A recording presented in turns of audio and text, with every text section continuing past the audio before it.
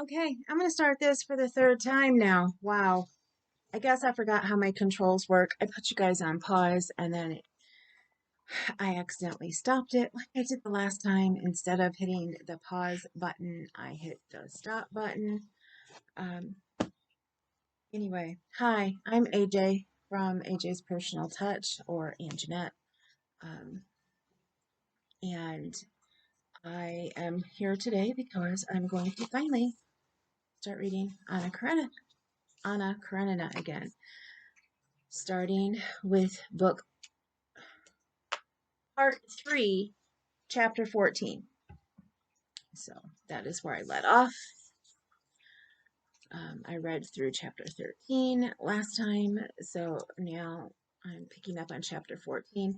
It's a bunch of short chapters. Normally I just read a couple chapters because they can sometimes run pretty long. So we got a bunch of short chapters here. I don't remember what happened. I meant to go back and re-listen to the beginning of book 3 or skim through it, and I did not. I'm sure I will understand. I'm pretty sure I remember what happened. I know some of the things for sure I remember. There's one thing I'm pretty sure I know what happened, but I can't remember how. So anyway, sit back, relax, get some coffee or tea, and I will probably be splicing some together because I try to get you an hour-long video when I'm reading, 45 minutes to an hour. And this one, now I'm down to like 13 minutes. My husband will be home anywhere between 13, well, more like 15 minutes from now. So I will read what I can, and then I will try to come back later after the kids go and read some more. Well, adult kids.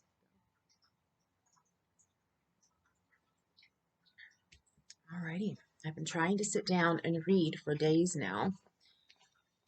Was not feeling well enough. So here we go. Chapter 14. As he need, as he need, sorry. As he neared Petersburg, Alexei Alexandrovich not only adhered entirely to his decision, but was even composing in his head the letter he would write to his wife. Going into the porter's room, Alexei Alexandrovich glanced at the letters and papers brought from his office and directed that they should be brought to him in his study. The horses can be taken out, and I will see no one, he said in answer to the porter, with a certain pleasure, indicative of his agreeable frame of mind, emphasizing the words, see no one. In his study, Alexei Alexandrovich walked up and down twice, and stopped at an immense writing table on which 6 candles had already been lighted by the valet who had preceded him. He cracked his knuckles and sat down, sorting out his writing appurtenances, putting his elbows on the table. He bent his head on one side, thought a minute, and began to write, without pausing for a second. He wrote without using any form of address to her and wrote in French, making use of the plural vous, which has not the same note of coldness as the corresponding Russian form. At our last conversation, I notified you of my intention to communicate to you my decision in regard to the subject of that conversation. Having carefully considered everything, I am writing now with the object of fulfilling that promise. My decision is as follows. Whatever your conduct may have been, I do not consider myself justified in breaking the ties in which we are bound by a higher power.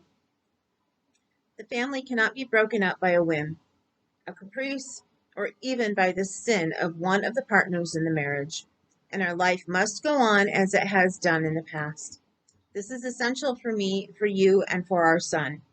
I am fully persuaded that you have repented and do repent of what has called forth the present letter, and that you will cooperate with me in eradicating the cause of our estrangement and forgetting the past.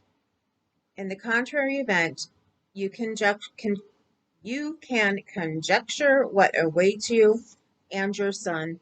All this I hope to discuss more in detail in a personal interview. As the season is drawing to a close, I would beg you to return to Petersburg as quickly as possible, not later than Tuesday. All necessary preparations shall be made for your arrival here. I beg you to note that I attach particular significance to compliance with the request.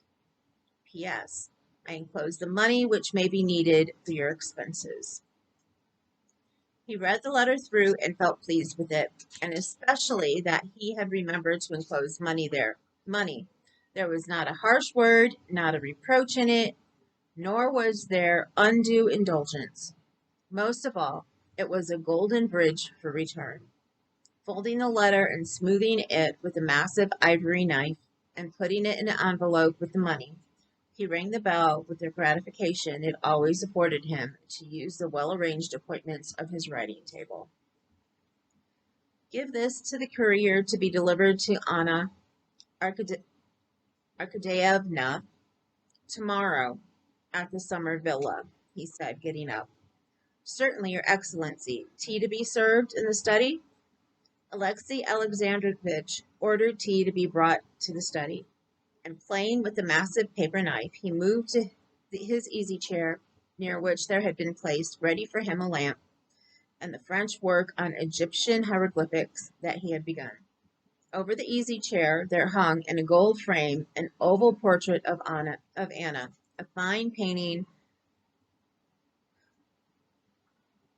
by a celebrated artist. Alexei Alexandrovitch glanced at it. The unfathomable eyes gazed ironically and insolently at him. Insufferably insolent and challenging was the effect in Alexei Alexandrovitch's eyes of the black lace about the head, admirably touched in by the painter. The black hair and handsome white hand with one finger lifted, covered with rings. After looking at the portrait for a minute, Alexei Alexandrovitch shuddered so that his lips quivered, and he uttered the sound "brr" and turned away. He made haste to sit in his easy chair and open the book. He tried to read, but he could not revive the very vivid interest he had felt before in Egyptian hieroglyphics. He looked at the book and thought of something else. He thought not of his wife, but of the complication that had arisen in his official life, which at the time constituted the chief interest of it. He felt that he had penetrated more deeply than ever before into the intricate affair, and that he had originated a leading idea. He could say it without self-flattery, calculated to clear up the whole business, to strengthen him in his official career, to discomfit his enemies, and thereby to be the greatest benefit to the government. Directly the servant had set the tea and left the room, Alexei Alexandrovitch got up and went to the writing table, moving into the middle of the table a portfolio of papers with a scarcely perceptible smile of self-satisfaction. He took a pencil from a rack and plunged into the perusal of a complex report relating to the present complication. The complication was of this nature: Alexei Alexandrovitch's characteristic quality as a politician, that special individual qualification that every rising functionary possesses, the qualification that with his unflagging ambition, his reserve, his honesty, and with his self-confidence had made his career, was his contempt for red tape, his cutting down of correspondence, his direct contact, wherever possible, with the living fact, and his economy. It happened that the famous commission of the 2nd of June had set on foot an inquiry into the irrigation of lands in the Zaraskai province, which fell under Alexei Alexandrovich's department, and was a glaring example of fruitless expenditure and paper reforms. Alexei Alexandrovich was aware of the truth of this. The irrigation of these lands in Zaraskai, Zaraskai, maybe, province had been initiated by the predecessor of Alexei Alexandrovich's predecessor. Okay, let me read that again. The irrigation of these lands in the Zaraskai province had been initiated by the predecessor of Alexei Alexandrovich's predecessor, and vast sums of money had actually been spent and were still being spent on this business, and utterly unproductively, and the whole business could obviously lead to nothing whatever. Alexei Alexandrovich had perceived this at once on entering office, and would have liked to lay hands on the Board of Irrigation.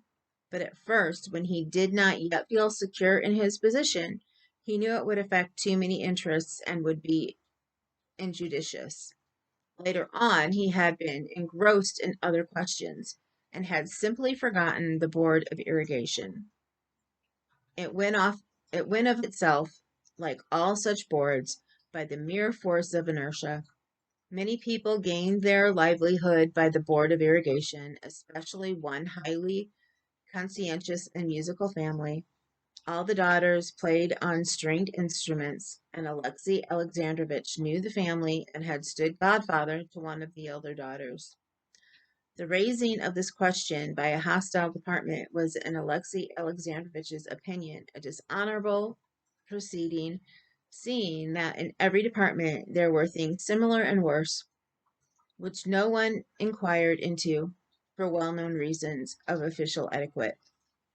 However, now that the glove had been thrown down to him, he had boldly picked it up and demanded the appointment of a special commission to investigate and verify the working of the Board of Irrigation of the lands in the Zaraskai province. But in compensation, he gave no quarter to the enemy either. He demanded the appointment of another special commission to inquire into the question of the Native Tribes Organization Committee. The question of the native tribes had been brought up incidentally in the commission of the 2nd of June, and had been pressed forward actively by Alexei Alexandrovich as one admitting of no delay on account of the deplorable condition of the native tribes. In the commission, this question had been a ground of contention between several departments. The department hostile to Alexei Alexandrovich proved that the condition of the native tribes was exceedingly flourishing, that the proposed reconstruction might be the ruin of their prosperity, and that if there were anything wrong, it arose mainly from the failure on the part of Alexei Alexandrovich's department to carry out the measures prescribed by the law. Now Alexei Alexandrovich intended to demand, first, that a new commission should be formed, which should be empowered to investigate the condition of the native tribes on the spot. Secondly, if it should appear that the condition of the native tribes actually was such as it appeared to be from the official documents in the hands of the committee, that another new scientific commission should be appointed to investigate the deplorable condition of the native tribes from the 1, political, 2, administrative, 3, economic, 4, ethnographical, 5, material, and 6, religious points of view. Thirdly, that evidence should be required from the rival department of the measures that had been taken during the last 10 years by that department for averting the disastrous conditions in which the native tribes were now placed. And fourthly and finally, that the department be asked to expect why it had, as appeared from the evidence before the committee, from number 17,015 and 18,308 from December 5th, 1863 and June 7th, 1864, acted in direct contravention of the intention of the law. T. Act 18 and note of Act 36. A flash of eagerness suffused the face of Alexei Alexandrovitch as he rapidly wrote out a synopsis of these ideas for his own benefit. Having filled a sheet of paper, he got up, rang, and sent a note to the chief secretary of his department to look up certain necessary facts for him. Getting up and walking about the room, he glanced again at the portrait, frowned, and smiled contemptuously. After reading a little more of the book on Egyptian hieroglyphics and renewing his interest in it, Alexei Alexandrovitch went to bed at 11 o'clock. And recollecting as he lay in bed the incident with his wife, he saw it now by no means such a gloomy light. Chapter 15. Though Anna had obstinately and with exasperation contradicted Vronsky when he told her the position was impossible, at the bottom of her heart she regarded her own position as false and dishonorable, and she longed with her whole soul to change it. On the way home from the races, she had told her husband the truth in a moment of excitement, and in spite of the agony she had suffered in doing so, she was glad of it. After her husband had left her, she told herself that she was glad that now everything was made clear, and at least there would be no more lying and deception. It seemed to her beyond doubt that her position was now made clear forever. It might be bad, this new position, but it would be clear. There would be no indefiniteness or falsehood about it. The pain she had caused herself and her husband in uttering those words would be rewarded now by everything being made clear, she thought.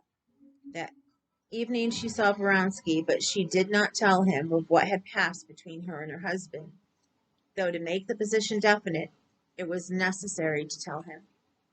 When she woke up the next morning, the first thing that rose to her mind was what she had said to her husband, and those words seemed to her so awful that she could not conceive now how she could have brought herself to utter those strange, coarse words. I could not imagine what would come of it. But the words were spoken, and Alexei Alexandrovitch had gone away without saying anything. I saw Vronsky and did not tell him. At the very instant he was going away, I would have turned him back and told him, but I changed my mind because it was strange that I had not told him the first minute. Why was it I wanted to tell him and did not tell him? And in answer to this question, a burning blush of shame spread over her face. She knew what had kept her from it. She knew that she had been ashamed. Her position, which had seemed to her simplified the night before, suddenly struck her now as not only not simple, but as absolutely hopeless. She felt terrified at the disgrace of which she had not ever thought before. Directly she thought of what her husband would do, the most terrible ideas came to her mind. She had a vision of being turned out of the house, of her shame being proclaimed to all the world. She asked herself where she should go when she was turned out of the house, and she could not find an answer. When she thought of Vronsky, it seemed to her that he did not love her, that he was already beginning to be tired of her, and that she could not offer herself to him. And she felt bitter against him for it. It seemed to her that the words that she had spoken to her husband and had continually repeated in her imagination, she had said to everyone, and everyone had heard them. She could not bring herself to look those of her own household in the face. She could not bring herself to call her maid, and still less go downstairs and see her son and his governess. The maid, who had been listening at her door for a long while, came into her room on her own accord. Anna glanced inquiringly into her face and blushed with a scared look. The maid begged her pardon for coming in, saying that she had fancied the bell rang. She brought her clothes and a note. The note was from Betsy. Betsy reminded her that Liza Merkalova and Baroness Schultz were coming to play croquet with her that morning, with their adorers, Koletsky and old Stremov. Come, if only as a study in morals. I shall expect you, she finished. Anna read the note and heaved a deep sigh. Nothing, I need nothing, she said to Anushka, who was rearranging the bottles and brushes on the dressing table. You can go. I'll dress at once and come down. I need nothing. Anushka went out, but Anna did not begin dressing, and she sat in the same position, her head and hands hanging listlessly, and every now and then she shivered all over, seemed as though she would make some gesture, utter some words, and sank back into the lifelessness again. She repeated continually, my God, but neither God nor my had any meaning to her. The idea of seeking help in her difficulty in religion was as remote from her as seeking help from Alexei Alexandrovitch himself. Although she had never had doubts of the faith in which she had been brought up, she knew that the support of religion was possible only upon condition of renouncing what made up for her the whole meaning of life. She was not simply miserable. She began to feel alarm at the new spiritual condition never experienced before in which she found herself. She felt as though everything were beginning to be double in her soul, just as objects sometimes appear double to overtired eyes. She hardly knew at times what it was she feared and what she hoped for, whether she feared or desired what had happened or what was going to happen, and exactly what she longed for she could not have said. Ah, what am I doing? She said to herself, feeling a sudden thrill of pain in both sides of her head. When she came to herself, she saw that she was holding her hair in both hands, each side of her temples, and pulling it. She jumped up and began walking about. The coffee is ready, and Mademoiselle and Seryoza are waiting, said Anushka, coming back again and finding Anna in the same position. Seryoza? What about Seryoza? Anna asked, with sudden eagerness, recollecting her son's existence for the first time that morning.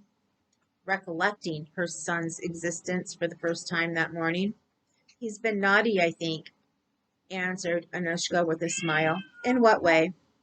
Some peaches were lying on the table in the corner room. I think he slipped in and ate one of them on the sly. The recollection of her son suddenly roused Anna from the helpless condition in which she found herself. She recalled the partly sincere, though greatly exaggerated role of the mother living for her child, which she had taken up of late years. She felt with joy that in plight in which she found herself, she had a support, quite apart from her relation to her husband or to Vronsky. The support was her son. In whatever position she might be placed, she could not lose her son. Her husband might put her to shame and turn her out. Vronsky might grow cold to her and go on living his own life apart. She thought of him again with bitterness and reproach. She could not leave her son. She had an aim in life, and she must act to secure the relation to her son, so that he might not be taken from her. Quickly indeed, as quickly as possible, she must take action before he was taken from her. She must take her son and go away. Here was the one thing she had to do now. She needed consolation. She must be calm and get out of this insufferable position. The thought of immediate action binding her to her son, of going away somewhere with him, gave her this consolation. She dressed quickly, went downstairs, and with resolute steps walked into the drawing room, where she found, as usual, waiting for her, the coffee, Teresa and his governess. Teresa, all in white, with his back and head bent, was standing at a table under a looking-glass, and with an expression of intense concentration which she knew well, and in which and in which he resembled his father. He was doing something to the flowers he carried. The governess had a particularly severe expression. Soroya screamed shrilly, as he often did, "Ah, Mama!" and stopped, hesitating whether to go to greet his mother and put down the flowers, or to finish making the wreath and go with the flowers. The governess, after saying good morning, began a long and detailed account of Soroya's naughtiness. But Anna did not hear her. She was considering whether she would take her with her son or not. "No, I won't take her," she decided. "I'll go alone with my child." "Yes, it's very wrong," said Anna, and taking her son by the shoulder, she looked at him, not severely, but with a timid glance that bewildered and delighted the boy, and she kissed him. "Leave him to me," she said to the astonished governess, and not letting go of her son, she sat down at the table where coffee was set ready for her. "Mamma, I didn't," he said, trying to make out from her expression what was in store for him in regard to the peaches. "Soroya," she said, as soon as the governess had left the room, "that was wrong, but you'll never do it again, will you? You love me?" She felt that the tears were coming in her eyes. "Can I help loving him?" she said to herself, looking deeply into his scared and at the same time delighted eyes. "And can he ever join his father in punishing me? Is it possible he will not feel for me?" Tears were already flowing down her face, and to hide them, she got up abruptly and almost ran out onto the terrace. After the thunder showers of the last few days, cold, bright weather had set in. The air was cold in the bright sun that filtered through the freshly washed leaves. She shivered both from the cold and from the inward horror which had clutched her with the fresh force in the open air. Run along to Mariette," she said to Soroya, who had followed her out, and she began walking up and down on the straw matting of the terrace. "Can it be that they won't forgive me, won't understand how it all could be helped?" she said to herself, standing still and looking at the tops of the aspen trees, waving in the wind with their freshly washed, brightly shining leaves in the cold sunshine. She knew that they would not forgive her, that everyone and everything would be merciless to her now, as was that sky, that green. And again she felt that everything was split in two in her soul. "I mustn't think," she said to herself. "I must get ready. To go where? When? To take with me? Whom to take with me? Yes, to Moscow by the evening train, Anushka and Teresa, and only the most necessary things. But first I must write to them both." She went quickly indoors into her boudoir, sat down at the table, and wrote to her husband. "After what has happened, I cannot remain any longer in your house. I am going away and taking my son with me. I don't know the law, and so I don't know with which of the parents the son should remain, but I take him with me because I cannot live without him. Be generous, leave him to me." Up to this point, she wrote rapidly and naturally, but the appeal to his generosity, a quality she did not recognize in him, and the necessity of winding up the letter with something touching, pulled her up. "Of my fault and my remorse I cannot speak, because—" She stopped again, finding no connection in her ideas. "No," she said to herself, "there's no need of anything." And tearing up the letter, she wrote it again, leaving out the illusion of generosity, and sealed it up. Another letter had to be written to Vronsky. "I have told my husband," she wrote, and she sat a long while, unable to write more. It was so coarse, so unfeminine. "And what more am I to write him?" she said to herself. Again, a flush of shame spread over her face. She recalled his composure, and a feeling of anger against him impelled her to tear the sheet with the phrase she had written into tiny bits. "No need of anything," she said to herself. And closing her blotting case, she went upstairs, told the governess and the servants that she was going that day to Moscow, and at once she set to work to pack up her things. Hey everybody, I am back. I did finish chapter 15 is where I left off, and now I'm going to start part 3, chapter 16. All the rooms of the summer villa were full of porters, gardeners, and footmen, going to and fro, carrying out things. Cupboards and of newspaper cupboards and chests were open. Twice they had sent to the shop for cord, pieces of newspaper were tossing about on the floor. 2 trunks, some bags, and strapped-up rugs had been carried down into the hall. The carriage and 2 hired cabs were waiting at the steps. Anna, forgetting her inward agitation in the work of packing, was standing at a table in her boudoir, packing her traveling bag, when Anushka called her attention to the rattle of some carriage driving up. Anna looked out of the window and saw Alexey Alexandrovich's courier on the steps, ringing at the front doorbell. "Run and find out what it is," she said, and with a calm sense of being prepared for anything. She sat down in a low chair, folding her hands on her knees. A footman brought in a thick packet directed in Alexey Alexandrovich's hand. The courier had orders to wait for an answer, he said. "Very well," she said. As soon as she had left the room, she tore open the letter with trembling fingers. A roll of unfolded notes, done up in a wrapper, fell out of it. She disengaged the letter and began reading it at the end. "Preparations shall be made for your arrival here. I attach particular significance to compliance," she read. He ran on, then back, read it all through, and once more read the letter all through again from the beginning. When she had finished, she felt she was cold all over.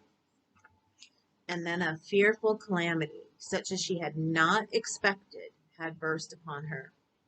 In the morning she had regretted that she had spoken to her husband and wished for nothing so much as that those words could be unspoken.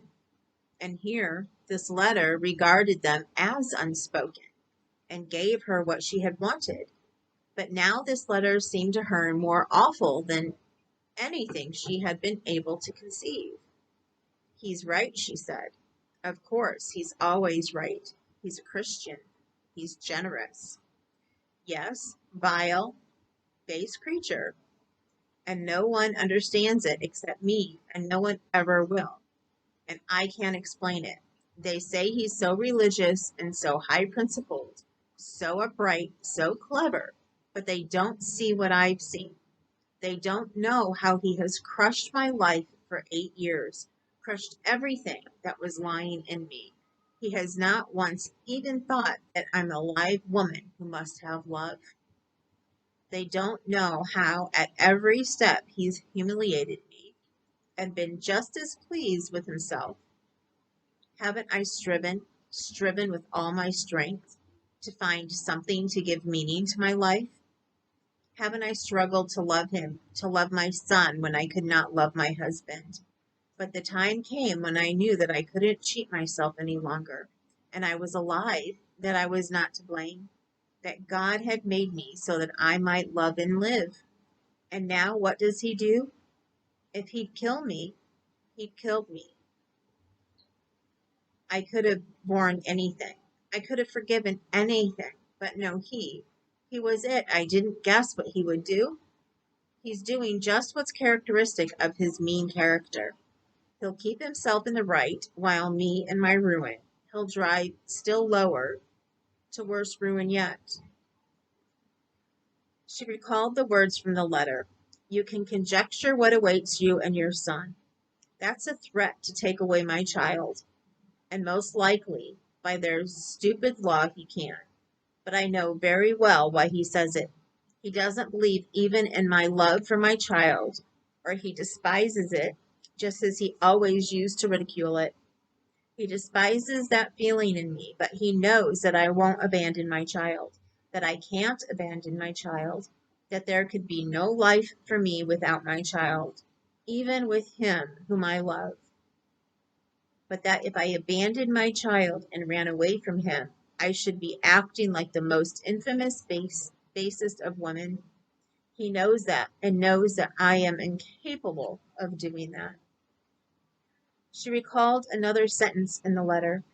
"Our life must go on as it has done in the past."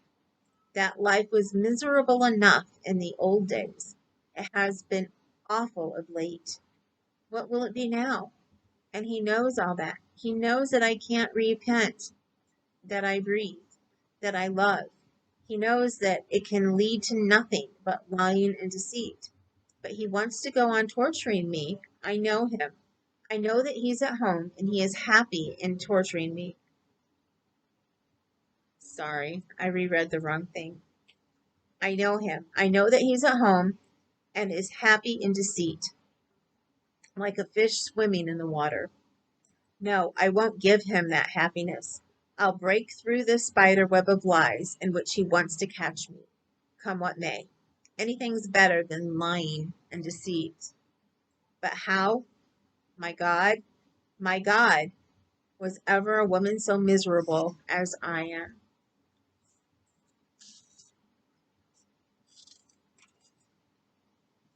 No, I will break through it. I will break through it, she cried, jumping up and keeping back her tears.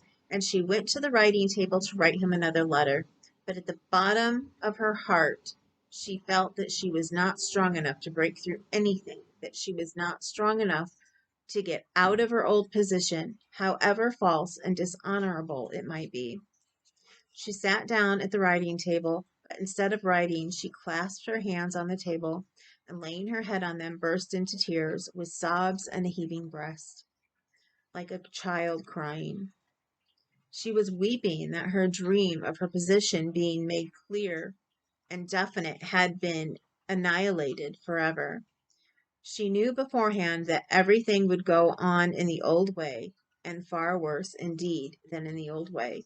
She felt that the position in the world that she enjoyed, and that had seemed to her of so little consequence in the morning, that this position was precious to her, that she would not have the strength to exchange it for the shameful position of a woman who has abandoned husband and child to join her lover. That however much she might struggle, she could not be stronger than herself. She would never know freedom and love, but would remain forever a guilty wife, with the menace of detection hanging over her at every instant, deceiving her husband for the sake of a shameful connection with a man living apart and away from her, whose life she could never share. She knew that this was how it would be, and at the same time it was so awful that she could not even conceive what it would end in. And she cried without restraint, as children cry when they are punished. The sound of the footman's steps forced her to rouse herself, and hiding her face from him, she pretended to be writing. The courier asks if there is an answer, the footman announced. An answer? Yes, said Anna. Let him wait. I'll ring. What can I write? She thought. What can I decide upon alone?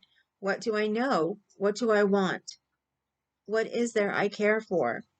Again she felt that her soul was beginning to split in two.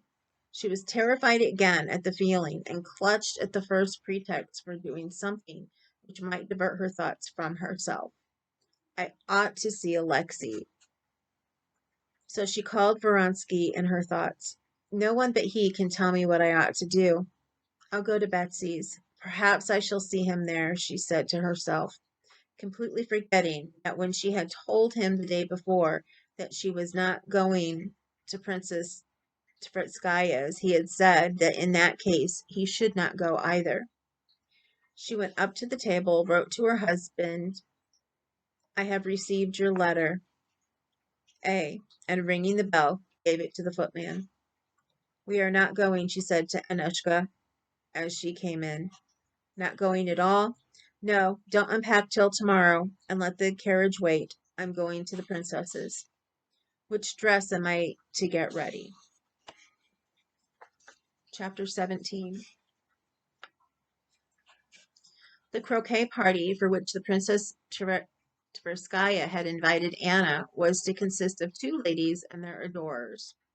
These two ladies were the chief representatives of a select new Petersburg circle, nicknamed, in imitation of some imitation, les sept merveilles du monde.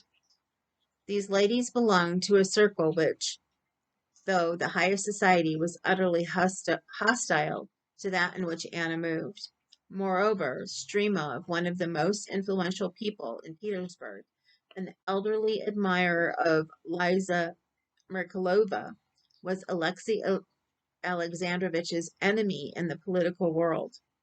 From all of the considerations, Anna had not meant to go, and the hints in Princess Tverskaya's note referred to her refusal.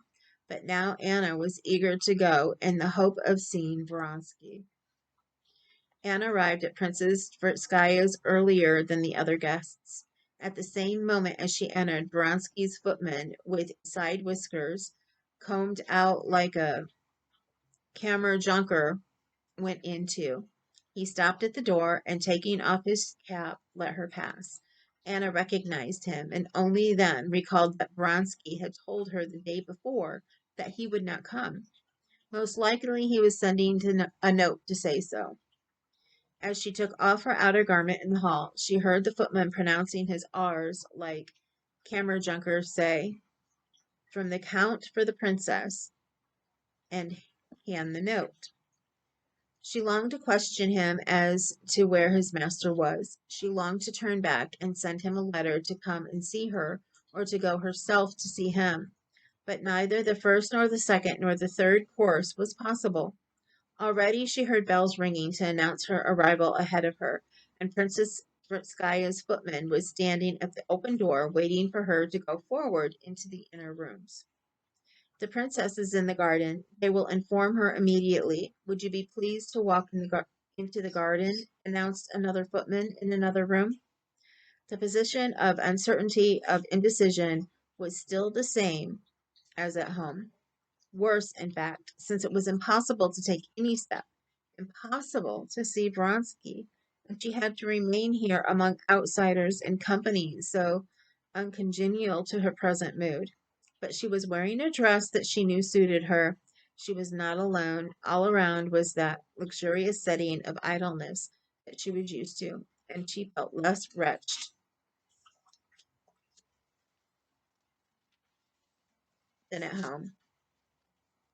She was not forced to think what she was to do. Everything would be done of itself. On meeting Betsy coming towards her in a white gown that struck her by its elegance, Anna smiled at her just as she always did.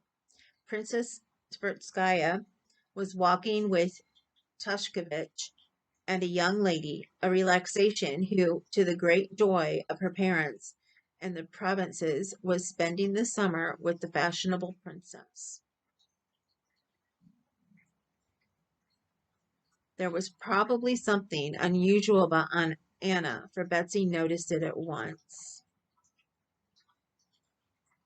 "I slept badly," answered Anna, looking intently at the footman who came to meet them, and, as she supposed, brought Vronsky's note.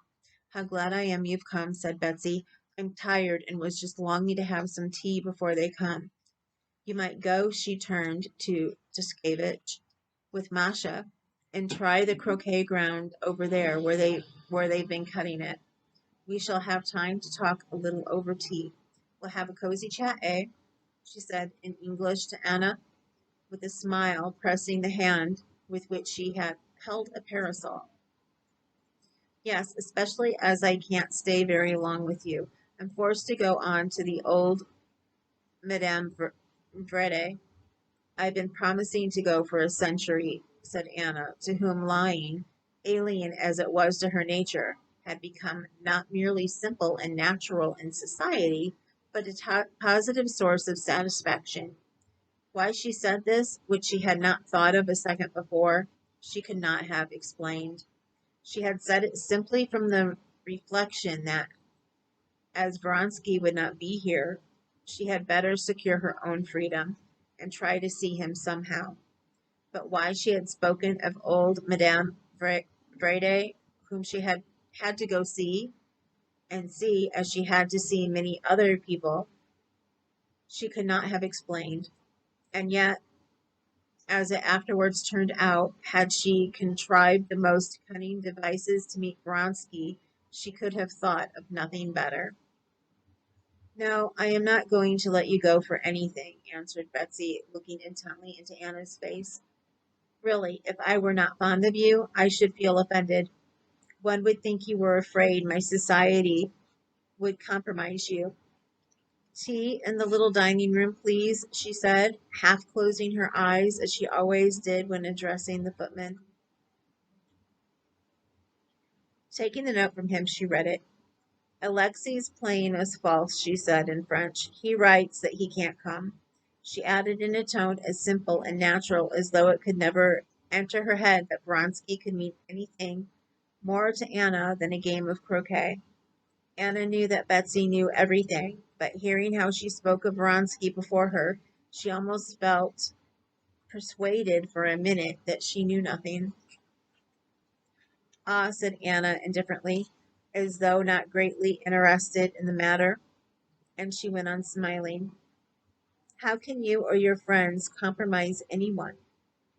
This playing with words, this hiding of a secret, had a great fascination for Anna, as indeed it had for all women, and it was not the necessity of concealment, not the aim with which the concealment was contrived, but the process of concealment itself which attracted her. I can't be more Catholic than the Pope, she said. Strimov and Liza Merkalova, why, they're the creme of society. Besides, they're received everywhere, and I, she laid special stress on the I, have never been strict and intolerant. It's simply that I haven't the time. No, you don't care, perhaps, to meet Strimov? Let him and Alexei Alexandrovitch tilt at each other in the committee. That's no affair of ours. But in the world, he's the most amiable man I know, and a devoted croquet player. You shall see. And in spite of his absurd position as Liza's lovesick swain at his age, you ought to see how he carries off the absurd position. He's very nice. Sappho Schultz, you don't know? Oh, that's a new type, quite new. Betsy said all this, and at the same time, from her good-humored, shrewd glance, Anna felt that she partly guessed her plight and was hatching something for her benefit. They were in the little boudoir. I must write to Alexei, though, said Betsy, sat down to the table, scribbled a few lines, and put the note in an envelope. I'm telling him to come to dinner. I've one lady extra to dinner with me, and no man to take her in. Look what I've said. Will that persuade him? Excuse me, I must leave you for a minute. Would you seal it up, please, and send it off? She said from the door. I have to give some directions. Without a moment's thought, Anna sat down to the table with Betsy's letter, and without reading it, wrote below, It's essential for me to see you. Come to the Friday garden. I shall be there at 6 o'clock. She sealed it up, and Betsy, coming back in her presence, handed the note to be taken. At tea, which was brought them on a little tea table in the cool little drawing room, the cozy chat promised by Princess Tverskaya before the arrival of her visitors really did come off between the two women. They criticized the people they were expecting, and the conversation fell upon Liza Merkalova. She's very sweet, and I always liked her, said Anna. You ought to like her. She raves about you. Yesterday she came up to me after the races and was in despair at not finding you. She says you're a real heroine of romance, and that if she were a man, she would do all sorts of mad things for your sake. Streamov says she does that as it is. But do tell me, please. I never could make it out, said Anna. After being silent for some time, speaking in a tone that showed she was not asking an idle question, but that what she was asking was of more importance to hear than it should have been. Do tell me, please, what are her relations with Prince Krulushki, Mishka, as he's called? I've met them so little. What does it mean? Betsy smiled with her eyes and looked intently at Anna. It's a new manner, she said. They've all adopted that manner. They've flung their caps over the windmills. But there are ways and ways of flinging them. Yes, but what are her relations precisely with Kalushki? Betsy broke into unexpected mirthful and irrepressible laughter at a thing which rarely happened with her. You're encroaching on Princess Mayakaya's special domain now. That's the question of an enfant terrible, said Betsy, obviously tried to restrain herself, but could not, and went off into pearls of the infectious laughter that people laugh who do not laugh often.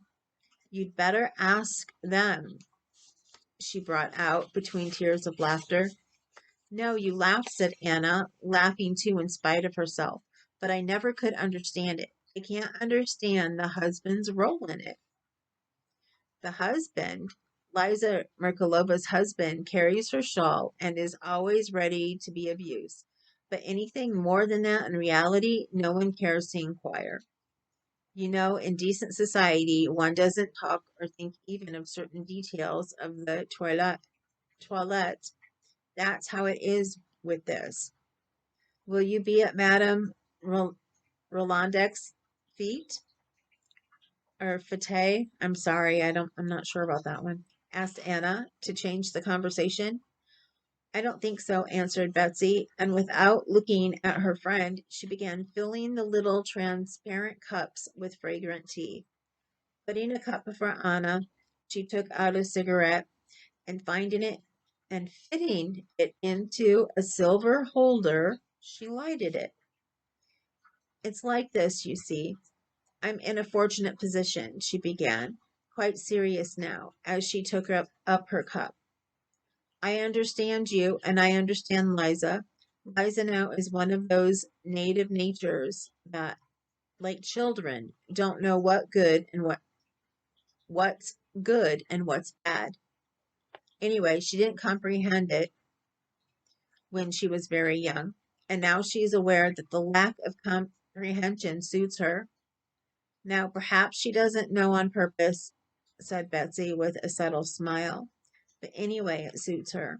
The very same thing, don't you see, may be looked at tragically and turned into a misery, or it may be looked at simply and even humorously. Possibly you are inclined to look at things too tragically. How I should like to know other people just as I know myself, said Anna, seriously and dreamily. Am I worse than other people or better? I think I'm worse. Enfant terrible, repeated Betsy. But here they are. Let me see how long this next chapter is.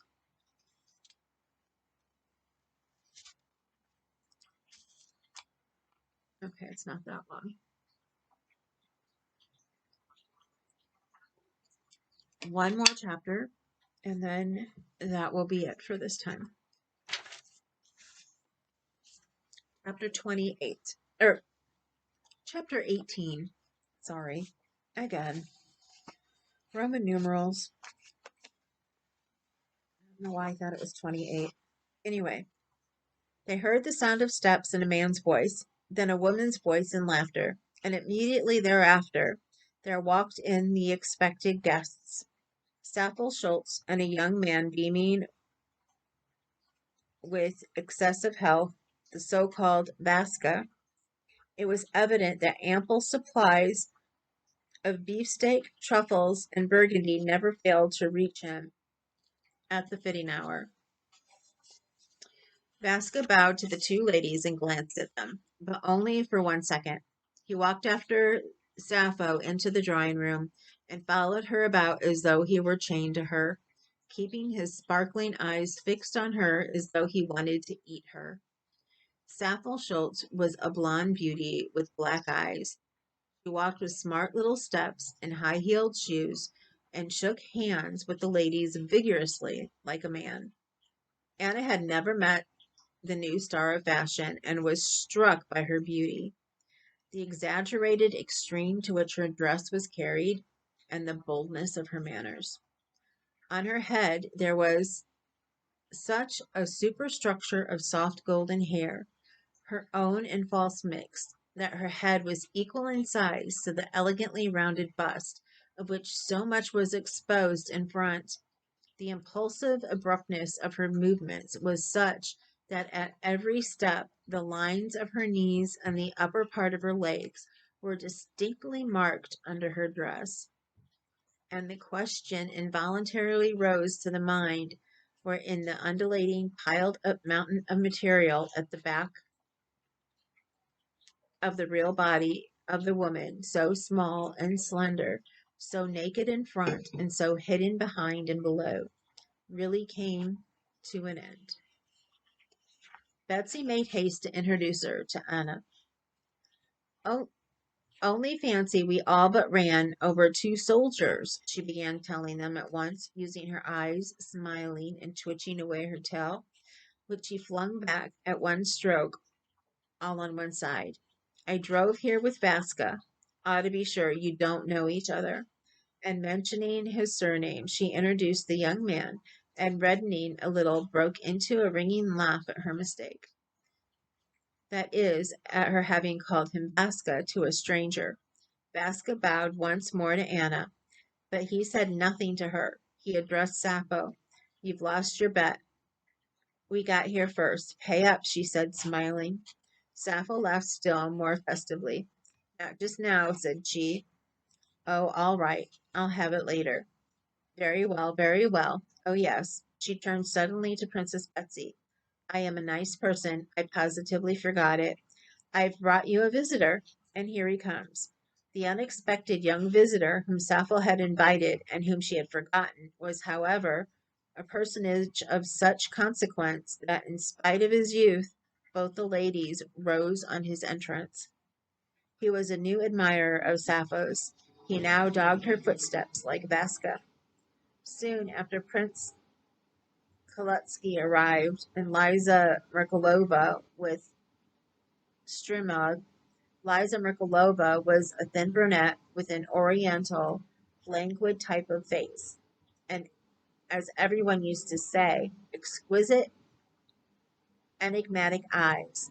The tone of her dark dress, Anna immediately observed and appreciated the fact, was in perfect harmony with her style of beauty. Liza was as soft and enervated as Sappho was smart and abrupt.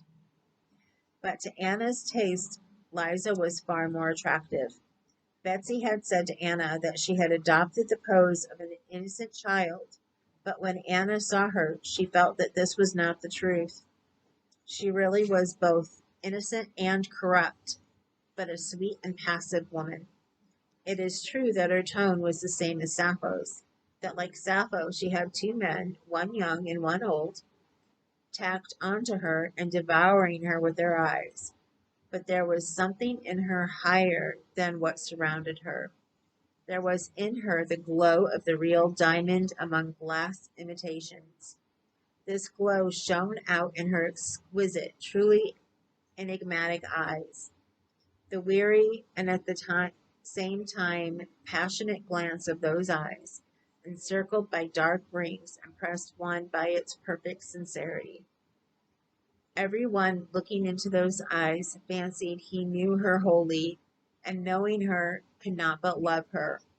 At the sight of Anna, her whole face lighted up at once with a smile of delight.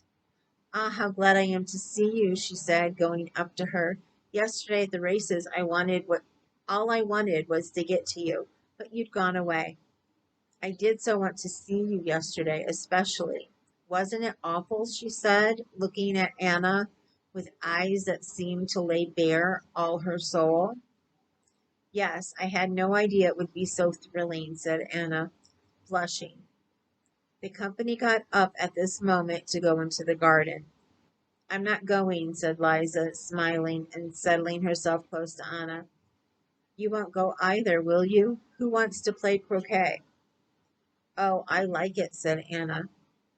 There, how do you manage never to be bored by things? It's delightful to look at you. You're alive, but I'm bored. How can you be bored? Why, you live the liveliest set in why, you live in the liveliest set in Petersburg, said Anna. Possibly the people who are not of our set are even more bored, but I certainly, are not happy, but awfully, awfully bored. Sappho, smoking a cigarette, went off into the garden with the two young men. Betsy and Streamov remained at the tea table. What bored? Said Betsy. Sappho says they did enjoy themselves tremendously at your house last night. Ah, how dreary it all was, said Liza Merkulova. We all drove back to my place after the races, and always the same people, always the same thing. We lounged about on sofas all the evening. What is there to enjoy in that? No, do tell me how you managed never to be bored, she said, addressing Anna again. One has but to look at you, and one sees, here's a woman who may be happy or unhappy, but isn't bored. Tell me, how do you do it? I do nothing, answered Anna, blushing at these searching questions. That's the best way, Streamov put in. Streamov was a man of 50, partly gray, but still vigorous looking, very ugly, but with a characteristic and intelligent face. Liza Merkulova was his wife's niece, and he spent all his leisure hours with her. On meeting Anna Karenina, as he was Alexei Alexandrovich's enemy in the government, he tried, like a shrewd man and a man of the world, to be particularly cordial with her, the wife of his enemy. Nothing, he put in with a subtle smile. That's the very best way. I told you long ago, he said, turning to Liza Markalova, that if you don't want to be bored, you mustn't think you're going to be bored. It's just as you mustn't be afraid of not being able to fall asleep. If you're afraid of sleeplessness, that's just what Anna Arkadievna has just said. I shouldn't be very glad if I had said it, for it's not only clever but true, said Anna, smiling. I should be very glad, not I shouldn't be. So I should be very glad if I had said it, for it's not only clever but true, said Anna, smiling.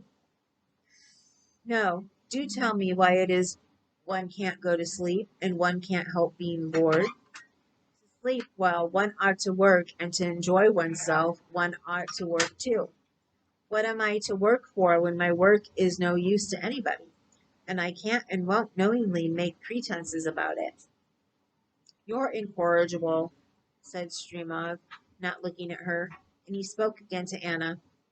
As he rarely met Anna, he could say nothing but commonplaces to her, but he said those commonplaces as to when she was returning to Petersburg, and how fond Countess Lydia Ivanovna was of her, with an expression which suggested that he longed with his whole soul to please her and show his regard for her even more than that. Tushkevich came in, announcing that the party were awaiting the other players to begin croquet. No, don't go away. Please don't, pleaded Liza Merkulova. Hearing that Anna was going, Streamov joined in her entreaties. It's too violent a transition, he said, to go from such company to old Madame Vrede. And besides, you will only give her a chance for talking scandal. While here you arouse none but such different feelings of the highest and most opposite kind, he said to her. Anna pondered for an instant in uncertainty. The shrewd man's flattering words, the naive childlike affection shown her by Liza Merkulova, and all the social atmosphere she was used to. It was all so easy, and that was in store for her was so difficult. And what was in store for her was so difficult. that she was for a minute in uncertainty whether to remain, whether to put off a little longer the painful moment of explanation. But remembering what was in store for her alone at home, if she did not come to some decision, remembering that gesture, terrible even in memory, when she had clutched her hair in both hands, she said goodbye and went away. Okay, the next time I will start with chapter 19. I hope you guys can hear me okay. And let me know down below what you think is going to happen. Let me know if you think Anna is going to go back to her old life and stay living with her husband where she feels unloved and unwanted, just so she doesn't lose her son, or if she's going to actually run off and take her son with her like she was thinking of doing. Let me know what you think. This is turning into a really interesting book. I will see you guys later. Have a wonderful, well, I guess you may not be watching this in the evening, but rest of your evening, because it's 6:46 on Saturday. Rest of your day or whatever time it is that you're watching this. And again, let me know what you think Anna's going to do. And I promise I'll try to get back into the hang of things with the names. I think the women's names are even harder than the men's. I don't know. There have been some pretty hard ones in here, male and female. So I will see you soon. But remember, you matter. All of you matter to me. And you're beautiful and you're gorgeous. And I love you all. And I will see you later. Later.